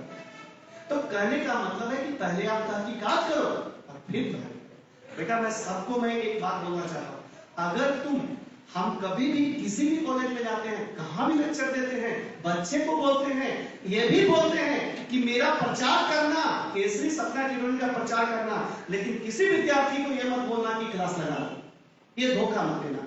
उस विद्यार्थी को बोलो कि तुम जाओ वहां टेस्ट करो टीचर का, और तब तुम समझ के लाओ। हम 29 तारीख, यही 29 दिसंबर से 5 जनवरी तक फ्री क्लास बच्चे के लिए से एक रखा हूं। पूरे सोलापुर के विद्यार्थियों को मैं इनवाइट कर रहा हूं। आपके दोस्त के दोस्त के दोस्त के दोस्त, जितना हमारा एक ही इच्छा है कि मैं सोलापुर के एक गरीब से गरीब विद्यार्थी को खोज के निकालूं। उसके पास पैसा नहीं हो तो भी मैं पढ़ाऊं, लेकिन ये मेरी इच्छा का पूरा है ना। बहुत ऐसे विद्यार्थी होते हैं कि पैसा नहीं रहता है और बेचारा पढ़ नहीं पाता है, कहीं ना कहीं वो चला जाता है, किसी न किसी माध्यम से काम करने लगता है, किसी न किसी माध्यम से जुड़ जाता है, जाके काम करता है, तो 5-7 हजार में जिंदगी बर्बाद कर देता है। वो 50,000 कमाने के लायक है, वो 5 हजार में कमा रहा है। समझ में आया ना? तो आपको मैं बोलता हूँ, विद्यार्थी हाथ जोड़ के बोलता हूँ कि अगर आप टेस्ट करना चाहते हो, किसी को बताना चाहते हो, तो जरूर बताना। हम ये नहीं कह रहे कि आप आओ, आपके भाई बहन हो, जो भी हो पढ़ने वाला, उसे बोलो कि 10 दिन फ्री है, ऐसा ऐसा संस्था है, फ्री पढ़ा रहा है, बाद में देखेंगे कि तुम्हें अच्छा लगा तो बात करेंगे। आ रही बात समझ में? अब आओ थोड़ी सी बातें, क्या पढ़ना है, कंपटीशन कैसे कैसे सीखना चाहिए, थोड़ा सा 5 मिनट टाइम देंगे आप? है टाइम? जल्दी बोलो हाँ या ना। तो देखा जाए, सबसे पहले हम आपको बताते हैं यहां से कितने चीजों का हम लोगों ने सोलापुर में जो किया है, एसएससी और टाइम, खासकर ये 3 चीजों पर हमारी फोकस ज्यादा होती है। ठीक है, इसी में जुड़ता है एमपीएससी, एमपीएससी भी जुड़ जाता है। हमारे पास काफी बच्चे एमपीएससी के भी पढ़ते हैं। हम बच्चे को, हम देखो तुम्हें क्यों गोल गोल घुमाया जाता है वो भी बताता हूं। विद्यार्थी की बात बताओ, क्या किसी मैथमेटिक्स के क्वेश्चन पर लिखा हुआ रहता है कि ये एमपीएससी के लिए लिखा गया है, ये बैंक के लिए बना है, ये इसके रेलवे के लिए बना है, ऐसा कहीं लिखा है? नहीं। मैथमेटिक्स है, कहां भी पूछा जा सकता है, हाँ या ना? हाँ। बोलो हाँ या ना? हाँ। कहां भी पूछा जाएगा भाई, ये कोई जरूरी है कि ये बैंक में पूछे जाता है, एमपीएससी में नहीं पूछेगा। अब इन सब का सिलेबस देखो, रेलवे की तैयारी करनी है तो मैथ्स आपको पढ़ना है, तैयारी करनी है तो भी मैथ्स पढ़ना है। तो कॉमन हो गया कि नहीं? हो गया कि नहीं कॉमन? अब आप बताओ, यहां पे पढ़ना है तो यहां बुद्धिमत्ता, बुद्धिमत्ता को इंग्लिश में क्या कहते हैं? रीजनिंग कहते हैं, कहते हैं ना रीजनिंग। तो चलो, ये तीनों में रीजनिंग है कि नहीं? आप प्लीज अलाउडली बोलो, हमारे क्लास में अलाउडली, ये तीनों कॉमन है कि नहीं? अब देखो, अब यहां पे एक चीज आता है जीके और जीएस। जीके जीएस जो यूपीएससी के बच्चे ज्यादा जानते होंगे, GK general knowledge and general science, physics, chemistry, biology, history, civics, समझ रहे हो ना? तो ये हो गया जीके जीएस। एसएससी में भी जीके जीएस आएगा, ये सेम चीज है, कॉमन हो गया। यहां पे जीके जीएस नहीं है, तो यहां पे उसके बदले में क्या आता है? इंग्लिश। क्या आएगा भैया? इंग्लिश। समझ में आ गया? आपको मैं सिलेबस बताता हूं, कैसे आप तैयारी करोगे, कैसे जल्दी सिलेक्शन होगा उसको भी दिखाता हूं। तो ये मात्र रेलवे के लिए इतना ही तैयारी कर लो, आपका रेलवे में कोई भी एग्जाम में बैठो, आपका जरूर रिजल्ट आएगा, जरूर रिजल्ट आएगा। रही बात एसएससी की, जिसकी बात हम कर रहे थे, ये 4 टाइप का एग्जाम लेता है, एक सीजीएल बोल के, एक सीएचएसएल बोल के, एक एमटीएस बोल के और एक जीडी बोल के। अब ये चारों क्या है? तो सीजीएल में ऑफिसर बना देगा, सीएचएसएल में क्लर्क बनाता है, एमटीएस में ऑफिस वर्कर बनाता है और जीडी में सेना में भेज देता है। एसएससी जीडी आजकल खूब चल रहा है, भारत सरकार खूब बहाली कर रहा है, इसमें 70,000 50,000 ऐसा बहाली निकल रहा है। जैसे बीएसएफ के है ना, सीआरपीएफ है, बीएसएफ है, सीआईएसएफ है, आप समझ रहे हैं ना, सेना वाला समझ रहे हैं नहीं? आर्मी में ऐसे बहुत सारे फैकल्टी दिया है, 4-5 फैकल्टी में एसएससी जीडी। तो इसके लिए आपको इंग्लिश की थोड़ी सी जानकारी होनी चाहिए। ये 4 सब्जेक्ट आपको यहाँ पे है, यहाँ पे 3 सब्जेक्ट है। आप देखा है हम बच्चे को क्या बताते हैं, जरा गौर से सुनो। मान लो कि तुम किसी क्लास में गए तो उसको बोले कि सर रेलवे की वैकेंसी आई है, मुझे रेलवे की क्लास करना है, तो रेलवे की क्लास में तुम्हें बैठा देगा, एक नॉर्मल बात करता हूं, बोलेगा बेटा मेरा 10,000 फी है, आप फी भर देना, ठीक है। आप मम्मी पापा को बोले 10,000 भर दिया। थोड़े दिन के बाद क्या हुआ, बैंक की वैकेंसी आ गई, आप सोचे कि चलो बैंक फॉर्म भर देता हूं, आप उसी सर को बोले कि सर मैं बैंक की भी क्लास करूंगा। समझ रहे बात को, ढंग से समझना। वो सर क्या बोले, इसके लिए भी 10,000 भर दो, अब आप बैंक की क्लास में बैठ जाओ, करेक्ट। कितना पैसा भर दिया अभी तक? भर दिया 16 बच्चे भरते। हम बच्चे को चिल्ला चिल्ला के बोलते हैं क्यों ट्रैक हो रहे हो यार, सारे सिलेबस सेम है, एक ही क्लास में टीचर को बोलो कि मुझे सब पढ़ाओ। समझ रहे हैं कि नहीं? बोलो हाँ। अरे समझ रहे हो कि नहीं? हमारे क्लास का पहला दिन का नाम रहता है 0 to Hero। तुम आते हो क्या बन के? 0 बन के, और जाओगे क्या बन के? हीरो बन के। हमारे व्हाट्सएप में जितने भी ग्रुप बनता है उसी नाम से बनता है, 0 to Hero, 0 to Hero। आया समझ में? हम क्या करते हैं कि तुम 20,000 क्यों भर रहे हो? अरे तुम एक ही फी में बोलो टीचर को सर हमें सब पढ़ा दो। संभव है कि नहीं है? क्यों नहीं संभव है भाई?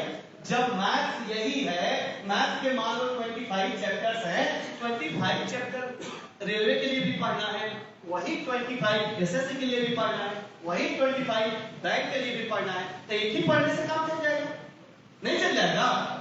बोलो हाँ या ना? दो बार क्यों पढ़ने का? बुद्धिमत्ता की बात करो। जो चीज रीजनिंग हमको रेलवे में आता है, वही रीजनिंग एसएससी में आता है, वही बुद्धिमत्ता हमारे बैंक में आता है, वही बुद्धिमत्ता यूपीएससी में आता है। आता है कि नहीं आता है? तो क्यों अननेसेसरी हम अपने गार्जियन को लोड देंगे? आपको नहीं पता है कि पापा कहां से पैसा लाते हैं, अभी नहीं मालूम पड़ेगा कहां से लाते हैं अपनी मम्मी पापा पैसा। ये बहुत दिन के बाद अपने को मालूम पड़ता है कि हम पापा को जबरदस्ती बोलते थे नहीं मुझे 1 लाख का बाइक खरीदो, और पापा कहां से भी बेटा को खुश करने के लिए 1 लाख रुपया लाते थे, कर्जा लेके कहां से भी, लेकिन बच्चे को खुश करते है कि नहीं? तो इसलिए थोड़ा सा संभलिएगा, आप कहां भी जाके पढ़िएगा बेटा, थोड़ा सा अच्छे से पढ़िए। एमपीएससी का भी सिलेबस ऑलमोस्ट इसी के आजू बाजू घूमता है, मतलब 70-75 मार्क का तो हमारे क्लास से हम कवर कर देते हैं विद्यार्थी को। अब सवाल ये है कि विद्यार्थी पढ़ता तो है, यहाँ के कई संस्था पढ़ाता तो है, लेकिन उनको उस लेवल तक की पढ़ाई नहीं पढ़ाता है जिससे कि विद्यार्थी सफलता पाए। अब वो क्या है? ट्रिक्स। आजकल समय बहुत कम है, बैंक का एग्जाम देने जाओगे मात्र 20 मिनट में मैथ बनाना है, 35 क्वेश्चन, 100 मार्क का क्वेश्चन आता है बैंक में। इंग्लिश 20 मिनट में आपको 30 क्वेश्चन सॉल्व कर देना है, नहीं तो कंप्यूटर अपने आप बंद हो जाएगा। आप जानते हो कि नहीं बात को? आप चले जाओ, आप बुद्धिमत्ता का सॉल्व कर रहे हो, 20 मिनट में 35 क्वेश्चन सॉल्व, 35 सॉल्व करना है, नहीं तो कंप्यूटर बंद हो जाएगा। तो अब सेशन जो चलेगा वो चलता है ट्रिक्स का। किस चीज का? ट्रिक्स। बहुत विद्यार्थी मैथमेटिक्स सीखने आता है, उसको ट्रिक्स ही पता नहीं है, वो बेचारा ट्रिक्स नहीं जानता है। आप हकीकत कहो तो कॉलेज से डायरेक्ट आया जाता है, उसको क्या मालूम ट्रिक्स क्या होता है। अभी मान लेते हैं कि आप एक फॉर एग्जाम्पल, एक एग्जाम्पल देता हूं। मान लो कि हमने आपको कहा कि विद्यार्थी एक क्वेश्चन देता हूं, मान लो कि आपसे कहा गया एक क्वेश्चन बनाओ विद्यार्थी, या अभी मैं छोटा ही क्वेश्चन लेके बाद में बड़े बड़े क्वेश्चन दे देता हूं। मान लो कि हमने बोला कि आप 93 का स्क्वायर आ गया, 93 का स्क्वायर। अब हम लोग बचपन में जो हमें टीचर ने सिखाया, विद्यार्थी अगर कुछ लेके जाना चाहते हो किसी से तो फिर सीखना, हमें बचपन में स्क्वायर यानी वर्ग के बारे में क्या सिखाया गया कि दोनों को गुना करो, हाँ या ना, हाँ या ना। लेकिन ये जो गुना का प्रोसेस है इसमें हम लोग फंस जाते हैं। स्क्वायर का मतलब क्या होता है? 2 बार गुना करना, बोलो हाँ। अब हम अपने बच्चे को क्या बोलते हैं कि ये मल्टीप्लाई से बचो, मल्टीप्लाई से बचो, यानी आपको क्लास में जाकर रफ वर्क नहीं करना है। अगर ये 93 का स्क्वायर आया है तो हम बच्चे को ऐसे बताते कि बेटा आप लोग भी बोलना, ये 100 से कितना कम है? 7। अरे तो इतना ही लोग 7 बोलेगा। ये संगत की ये 100 से कितनी कमियां हैं? 7 यहां लिख देना, लिख दिया, हाँ बोलो, हाँ, हाँ तो बोलो, एक 2 ट्रिक्स ले लो, आए हमें कुछ ट्रिक्स ले लो। 7 बोल दिया, अब बोलो 7 का स्क्वायर दीदी 49, 7 का स्क्वायर दीदी 7 का स्क्वायर 93 से 7 वजा कर दो 86, हो गया आंसर। क्यों गुना करते बैठेंगे, क्यों गुना करेंगे? मुझमानी आंसर दे दिए, आप समझे कि नहीं? तो आज का जमाना ये ट्रिक्स का है। अब आप तो है, आप तो मैं बार बार कहता हूँ, मेरे भी क्लास में या कहीं भी कॉलेज में आता हूँ, विद्यार्थी बोलता आजू एक काम, क्योंकि वो 3 दाने सीखता है। कितने दाने? 3 दाने। और दूसरी बात, यहाँ का स्टूडेंट जो है ना, यहाँ सोलापुर में जो स्टूडेंट है वो हम अपने क्लास में भी बोलते हैं, हर जगह बोलते हैं, वो हनुमान जी है, हनुमान जी। अब हनुमान जी कैसे है? तो सोलापुर के विद्यार्थी के में सारी क्वालिटी है, इतना बेहतरीन ब्रेनिस्ट है, बस वो ब्रेन का यूज नहीं करता। अब हनुमान जी को मालूम था कि हमारे में शक्ति है, लेकिन कि हम एक बार में लंका पहुंच जाएंगे, लेकिन उनको श्राप मिला था कि कोई याद कराएगा तो जाएंगे। तब बस सोलापुर के विद्यार्थी खाली मैं याद दिलाता हूं, विद्यार्थी तुम कर सकते हो, एक बताया ना तो दूसरा करने लगता है, मतलब एक क्वेश्चन में फंस जाता है लेकिन दूसरा से वो कभी जिंदगी में नहीं फंसता। तो सिर्फ याद दिलाना है। आधुनिकता एक बार और सीख लो। मान लो 91 का स्क्वायर बताना है, एक छोटा सा ट्रिक्स बता रहा हूं, बहुत बड़ा ट्रिक्स। मान लो 91 का स्क्वायर बताना है। अब एक तो हम बचपन मेथड जानते हैं कि 91 × 99 कर देंगे, हाँ या ना? अदरवाइज ये 100 से कितनी कम है? 9 लिख देना। अब बोलो 9 का स्क्वायर बोलो, इसमें से 9 वजा करो, हो गया आंसर। ना आपने कुछ रफवर किया ना कुछ किया, दिमाग से आंसर दे दिया। दे दिया कि नहीं दे दिया? बोलो बच्चे हाँ या ना? तो ऐसे ऐसे छोटे छोटे बहुत ऐसे ट्रिक्स हैं, बहुत ऐसे ट्रिक्स हैं जो विद्यार्थी को पहले सीखना चाहिए। आ रहा है समझ में?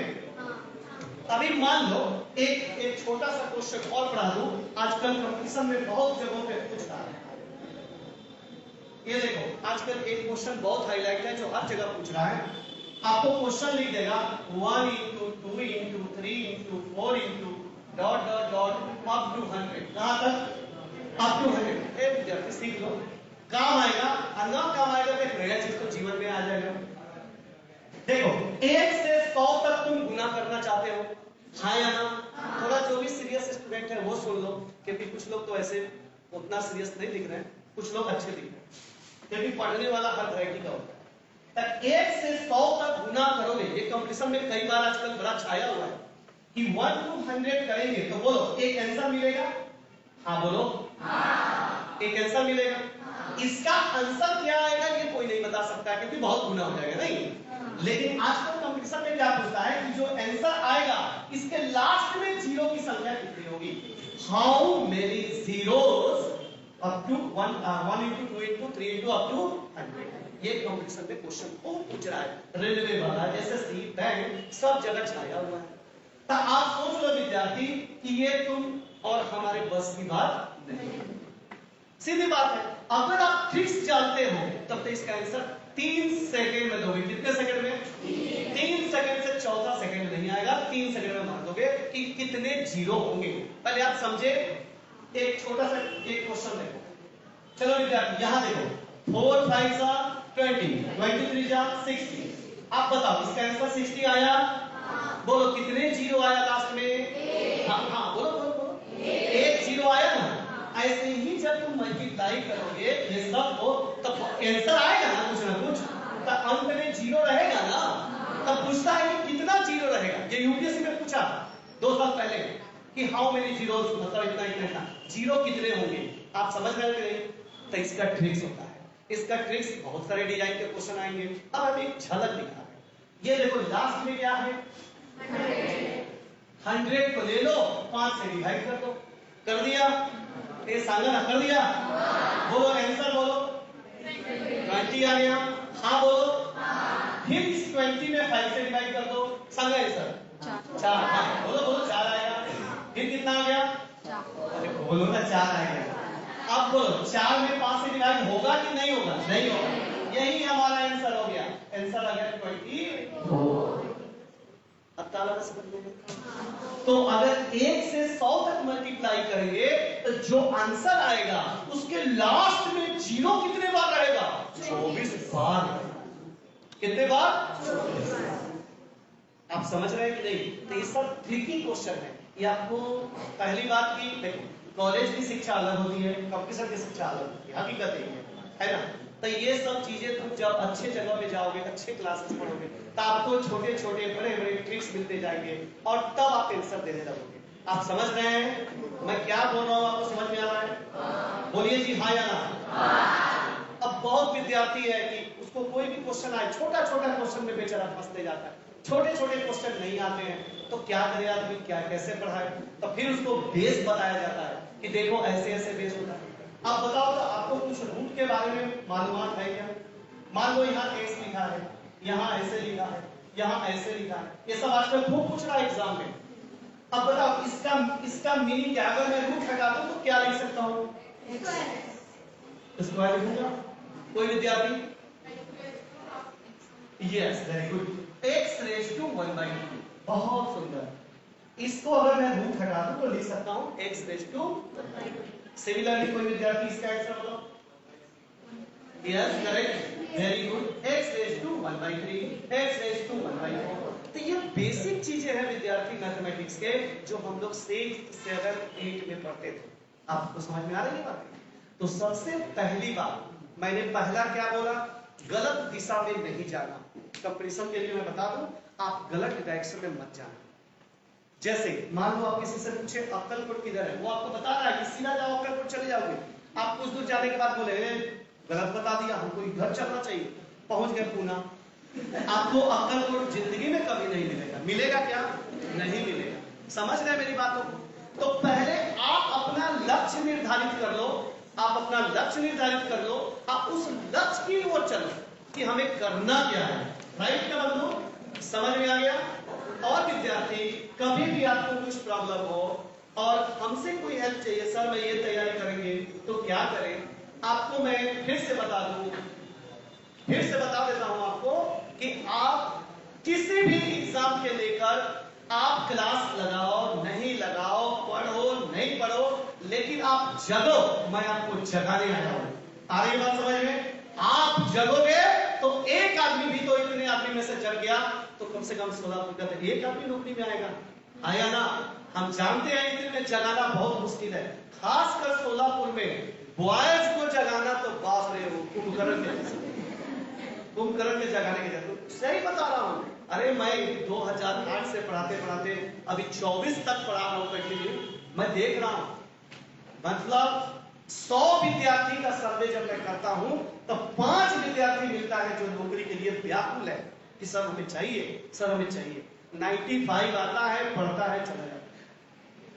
तो वो व्याकुलता नहीं है उसमें, वो इंटरेस्ट नहीं है, स्पिरिट नहीं है कि मुझे कुछ करना है। वो स्पिरिट पहले लाओ, है ना? कोरोना ने बहुत कुछ सिखा दिया। प्राइवेट नौकरी मिलता है आराम से, मुझे मालूम है। मैं स्कूल में पढ़ाता था, 98 में शुरू किया था। तो उस समय एक मैथमेटिक्स के बहुत अच्छे टीचर थे, हम लोग से सीनियर थे, बुजुर्ग थे। तो क्या बोलते थे, सर आप 18 साल के हो, आप जल्दी से तैयारी करो, निकल जाओ, नहीं तो प्राइवेट नौकरी न ज्वाइनिंग के खुशी न रिटायरिंग का गम, है ना? इक्वल टू प्राइवेट नौकरी। आप देखो ना, सर्च करो ना, आज आईटी सेक्टर में कोई विद्यार्थी काम करता है, 10 लाख का पैकेज मिला, शुरू किया, कल होके कोई बोलता है हमें 11 लाख देते हैं, कल ही वहां रिजाइन मार के इंगेजमेंट करता है। वो उसके बाद पता है मैं 12 लाख दे रहा हूँ, वहां जो है रिजाइन करता है, यहाँ आता है। कभी एक जगह पे देखा आपने कि शुरू में रिलायंस में गया हो और रिटायरमेंट भी रिलायंस से हो गया हो? ऐसा कोई नहीं मिलेगा। इंफोसिस में गया, इंफोसिस छोड़ के दूसरा चला गया, सब इसका समझ में ना संतुष्टि नहीं है। लेकिन गवर्नमेंट जॉब को देखो, जब ज्वाइन करता है, ए विद्यार्थी याद रखना, जिस दिन तेरा नौकरी का ज्वाइनिंग लेकर आएगा, पता नहीं हम मिल पाएंगे आपसे कि नहीं, लेकिन वो रात की बात मैं बता दूं, उस रात तुमको नींद नहीं आएगा, क्योंकि हम जानते हैं वो ख्वाब हमने भी सजाया था, वो खुशियां हमें मिली है, इसलिए जानता हूं। जब हाथ में ज्वाइनिंग लेकर आता है, जब भारत सरकार का डोजियर हाथ में रहता है, तो नींद नहीं आता है, एक। और दूसरा कि जब तुम ये रिटायर करते हो, रिटायरमेंट होती है आपकी, जैसे कॉलेज में हो या कहीं भी हो, तो जो आंसू निकलता है बच्चे का, परिवार का, वो आंसू कभी प्राइवेट नौकरी में नहीं निकलता है। मालूम है कि नहीं? क्योंकि कोई आदमी अपना जीवन का 60 साल देकर जाता है कि नहीं जाता है? लोगों से जुड़ाव होता है। बहुत ऐसे शिक्षक को देखो जिसके लिए बच्चा ये कर देता है, मान लो कि कोई प्रोफेसर कोई है, कोई बहुत अच्छा पढ़ाते हैं और उनका ट्रांसफर हो गया किसी अलग कॉलेज में, तो बच्चा क्या बोलता है, हम इस सर को जाने नहीं देंगे, हम डीआरएम तक, मतलब बड़े बड़े डीएम तक जाएंगे, इनका ट्रांसफर रुकवाएंगे, है कि नहीं? क्यों? वो चाहता है कि यही सर को पढ़ाए। तो इसलिए गवर्नमेंट की तैयारी करो। अगर ये जबरदस्ती नहीं है, क्योंकि ये इच्छा के ऊपर है, जबरदस्ती कोई किसी को कोई तैयारी नहीं करा सकता, है कि नहीं? तो आप पहले अपना लक्ष्य निर्धारित करो। यूपीएससी है, चलेगा, यूपीएससी में पढ़ाई करो, कोई बात नहीं। एमपीएससी है, तैयारी करो अच्छे से। और जो सहयोग हो या कोई भी बात हो, मैं आपको बोलता हूं, हमारी दरवाजा पूरे सोलापुर के ये नहीं कि मैं इतने को लेक्चर दे रहा हूं, इतना ही आना नहीं, पूरे सोलापुर के विद्यार्थी को मैं जगाने आया हूं और जगा रहा हूं घूम घूम कर। ऊपर वाला जब हम पहले ही बोला हूं कि अगर लाइट ऑफ कर दो, एक दीपक जला दो, 10 मिनट के लिए उस दीपक का रोशनी किसी कोने तक नहीं पहुंचेगा, लेकिन 15 मिनट 20 मिनट के बाद उस दीपक की रोशनी हर घर में पहुंच जाएगा। हाँ या ना? तो यही पर चलता हूं मैं, कभी उतना टाइम नहीं ये करो वो करो, ये सब में तामझाम में नहीं रहता हूं, चुपचाप पढ़ा, साइलेंट चलता हूं। और ऊपर वाले की कृपा से बहुत विद्यार्थी रोज मिठाई का डब्बा, सर मेरा हो गया, सर मेरा कोर्ट में, अभी 2 दिन पहले एक बच्चा आया, सर मेरा कोर्ट में फाइनल हो गया। हाँ, चलो भाई, कोर्ट में हुआ, कहीं तो हुआ। कल ही एक विद्यार्थी का पुलिस भर्ती में वेटिंग में था, फाइनल हो गया, वो भी आया खुश होकर, सर मेरा हो गया। तो ऐसे डेली भगवान की कृपा से कोई ना कोई बंदा, कोई ना कोई आते रह रहा है, मिठाई का डब्बा लाते रह रहा है, सब विद्यार्थी खुश होते जा रहे हैं। आप भी एक दिन सोच के बैठो कि हमें मिठाई खिलाना है संगमेश्वर कॉलेज में, है ना? बस तुम्हारा जिंदगी बदल जाएगा। आगे बात समझ में? तो विद्यार्थी, अगर किसी को क्वेश्चन हो, टाइम तो बहुत ज्यादा हो गया, एक आध क्वेश्चन पूछ सकता है जल्दी से जल्दी में आपका। जी बोलिए।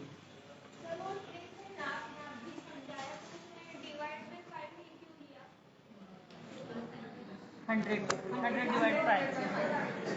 5 क्यों लिया? अच्छा, बहुत अच्छी बात पूछे हैं, बहुत अच्छा क्वेश्चन है इनका कि बैठ जाओ। इन्होंने पूछा कि डिवाइड में 5 क्यों लिया? तो देख बात, जीरो का जो निर्माण होता है, अब इस पर हम मतलब एक झलक दिखाए ना, अब बेसिक तो बताए नहीं, तो बेस से शुरू करेंगे। तो जीरो का जो निर्माण होता है वो 2 और 5 के मिलने से बनता है। कितने के मिलने से बनता है? 2 और 5।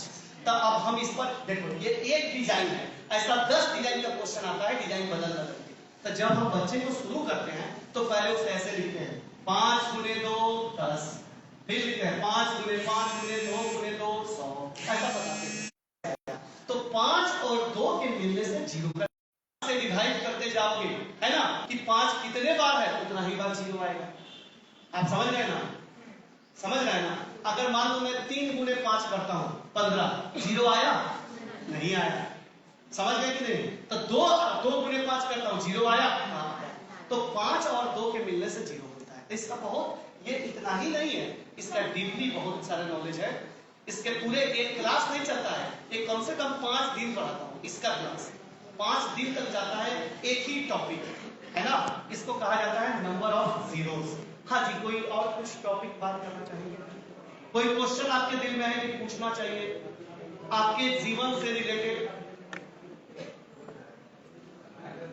कोई क्वेश्चन है क्या आपके पास? नहीं है ना? तो हम आपको थैंक यू बोल देते हैं। Thank you for future. और आपका उम्मीद है कि आपका अच्छे से एग्जाम हो, पढ़ाई कीजिए। और अगर आपके पास टाइम हो तो संडे को शायद छुट्टी रखा होगा कॉलेज में, नहीं रखा? संडे तो हॉलीडे कोई भी नहीं रोकता है ना? अगर आपके पास संडे को टाइम है तो 29 को 10 बजे नॉर्थ पेट्रोल पंप के ठीक सामने कमिश्नर का बंगला है, और उस कमिश्नर बंगले के पीछे पारसी हॉल है, ठीक है? जहां पहले शुरू में उसी में पत्नी सर पढ़ाते थे, आज मैं भगवान की कृपा से मैं पढ़ा रहा हूं। तो अगर आप किसी को भी, आप आओ या मत आओ, आपके भाई बहन जो हो इससे रिलेटेड तैयारी कर रहे हो तो उनको बताइए, या अपने व्हाट्सएप के थ्रू एक चैनल बना लीजिए कि सोलापुर में सभी बच्चे को बताना है, ठीक है विद्यार्थी? इतना हेल्प कीजिए। बाकी मैं भगवान से प्रार्थना करूंगा कि आपका जल्दी से जल्दी नौकरी हो जाए, आप जल्दी से जल्दी IAS अधिकारी बन के आए सोलापुर में, ऐसा मेरा समय।